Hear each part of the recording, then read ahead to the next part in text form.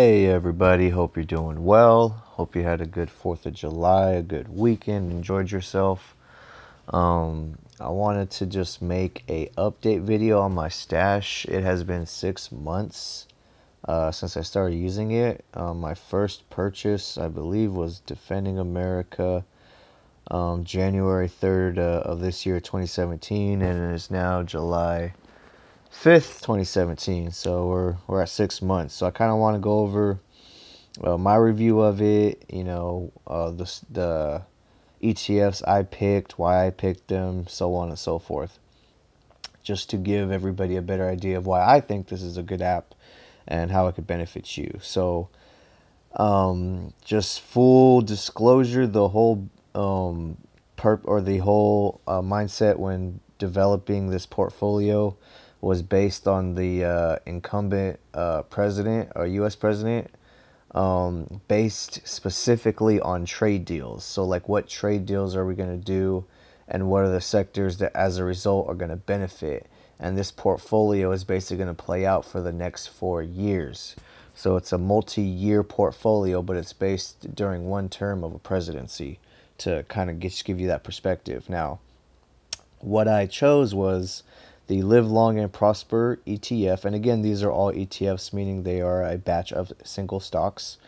Live Long and Prosper is healthcare stocks. Defending America is defense stocks. Internet Titans is technology stocks. Money Machines is bank stocks. Raw Earth is oil stocks. And Wireless Wonders is data stocks, like data storage, cloud storage, data for your mobile phone, so on and so forth. Now, why I chose these, again, is just based on trade deals. I chose Live Long and Prosper, the healthcare sector, because there was a lot of talk during the run-up to the election about reforming healthcare. And when the results were in on the winner, I basically went with what they want for the healthcare system, which is to repeal it. So they want to give insurance companies more of their control and power back, basically, instead of regulating it more, so that we can have cheaper prices and accessibility, so on and so forth. So I saw that as, healthcare companies getting invested in and becoming more rich. So I chose to invest in them. And as of 6 months, it's up 10%. Now, I put in about 140 here, and it's sitting at 154.06. Now, when I first started, the first month or two, I just auto stashed, meaning every paycheck every Friday I put in like $5 or $10. And then once I built up enough, then I just started buying dips every time the ETF went down. So, and I did that with all these. So my second one is Defending America.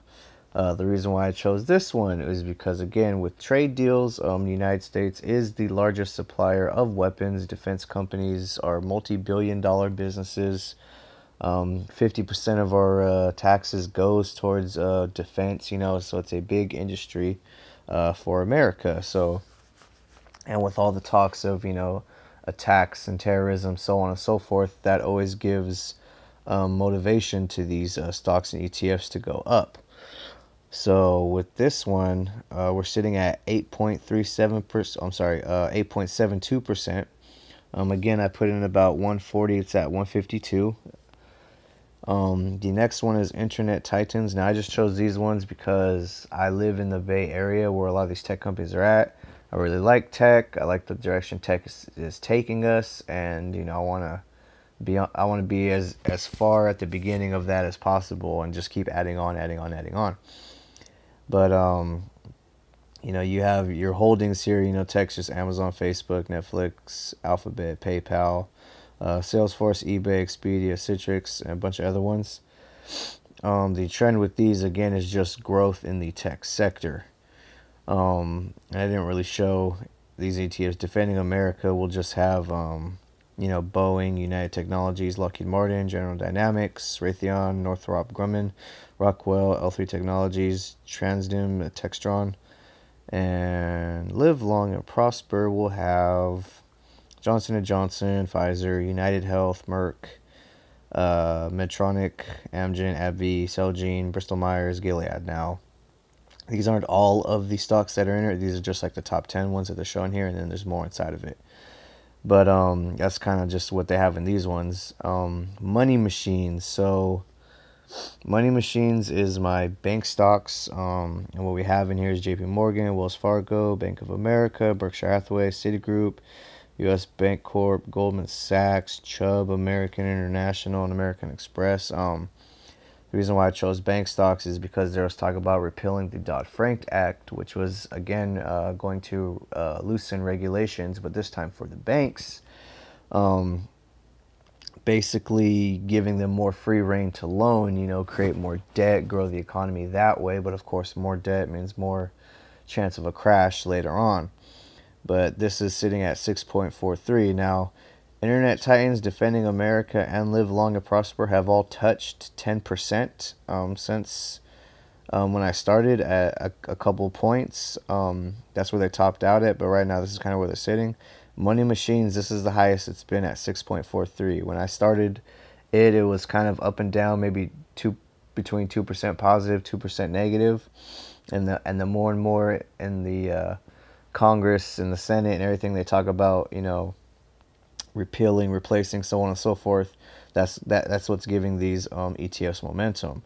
Now my raw earth oil stocks is holding ExxonMobil, BHP, Total SA, Royal Dutch, Glencore, BP, Monsanto, Chevron, UPM, Amcor. So this is just basically an economy kind of commodity-based trade. Basically, the United States runs on oil. That's how we're able to, have companies that employ thousands of people at one location, because we can't structurally have everybody living around that company. They have to travel. They have to commute. That's why in crowded cities and counties, people commute like an hour minimum. And in the Bay Area, that's pretty common. So oil is able to make that happen, so we can travel far enough to get work and still find a place to live within our means, because the closer you get to those companies, the more expensive it is, and the farther away, the cheaper it is, but then you end up paying more on gas. So that's all calculated into like oil stocks and kind of what goes with them. And the reason why I chose that, because there was speculation on a potential $500 billion pipeline deal with Russia. And of course, there's a lot of negative press about it. People were attacking it, so on and so forth. So I'm not sure if it's going to happen, but I'm still going to hold on to this ETF to see how it goes. And the last one, and that one's down 1.7%. And it kind of stays around that range. It hasn't gone up that much. Wireless Wonders, which is data stocks. You have Verizon, AT&T, which are really big parts of this ETF, both over 20%. And T-Mobile, Level 3 Communications, CenturyLink, Sprint Corp, Zayo, Vonage, Gencom, Orbcom. So I bought data stocks or Wireless Wonders as a sympathy play with tech stocks. Basically, the more and the more technology companies advance, the more and more the data companies, cloud storage, data for mobile networks, so on and so forth, is going to continue to expand. Now, it has been disappointing because it has not really stayed positive, nor has it consistently been good. As you can see, January here in about the middle on this graph has just been consistently going down. So I've actually been losing money on this one. The top four have been making money. Raw Earth has been kind of an up and down, but Wireless Wonders is really my only negative consistently one. And so far, I have about a 4.55% return, just $40 returned. And I have dividends, which isn't my goal with this portfolio, but I got $2.50 basically worth of dividends. Now, overall, I do like this app because it does a couple things. One is it kind of removes the middleman, like the broker middleman, where you have to pay fees to trade. You have to pay commissions. You have to pay, penalty if you have less than a certain amount or whatever. With this app, you could invest with as little as $5, and you could buy one of these ETFs. So it's super cheap and affordable. The downside is they do batch ordering, which means if you buy an order during market hours, let's say at 10 a.m., it might not process until 3 p.m. later in the day, because they do it all at once, basically. So that way it makes it free, but you're not buying at the right time. So you have to time your buys and sells, accordingly. But like I said, the main point of that is it makes it cheap and affordable so people can do it. And again, this is more of a long-term investing type of app. This isn't a day trading app. Now, after you buy and you can obviously sell out at a top or when it's run up enough. But like I said, this particular portfolio, I'm planning it out for the next 4 years, so I'm going to continue to hold these ones. Now there are other options. If you go in the upper left here, you can go into the invest, and you have different ETFs under the I believe. You got Clean and Green, Data Defenders, Defending America, Do the Right Thing, Equality Works, Home Sweet Home, Live Long and Prosper, Raw Earth, Robots Rising, Small But Mighty, and Water of the World. All different types of ETFs. Their names kind of give you a brief idea of what they do. And then you have sections under I Want and I Like as well. But depending on when you set this app up, depending on the answers you give to the questions, it might give you different ETFs to buy and sell depending on your risk level. So if you ever want to get a different set of ETFs to invest in, I believe you can redo the questions under the settings option and try that. I get asked that a lot. Some people don't get Defending America, I believe, is one of the major ones they don't get, and they ask me about. And that's the only way I believe that you can actually change it. You have to go back and redo those questions, and then you'll be able to get it. Now, like I said, this is just my portfolio. This is how I built it. There's like 30 plus ETFs. You have your own options. You can customize it how you want. What I would recommend, though, is some people like to do these moderate mix and aggressive mix portfolios. And to me, be honest, if you look, this ETF is full of ETFs. So it's a ETF of ETFs. It's very basic. It's very kind of middle of the road. And this app does give you that option if you want to do that. But I think there's other apps like Acorns where you can just do simple mixes and you could actually get the benefits of roundups and dividends reinvested, so on and so forth. I think if you are going to invest in the Stash app, if you feel comfortable doing either of these, that's fine. But I would say try blue chips. Try delicious dividends, try public works, don't be afraid to try different ones, try the ones you think that you might like. And you can click on these. For instance, you can look at the overview. It'll tell you the risk level. It looks like a 3/4 kind of risk level. So it's pretty moderate. It gives you the performance. You can click the chart. You could do like a 5-year, 10-year, 1 year.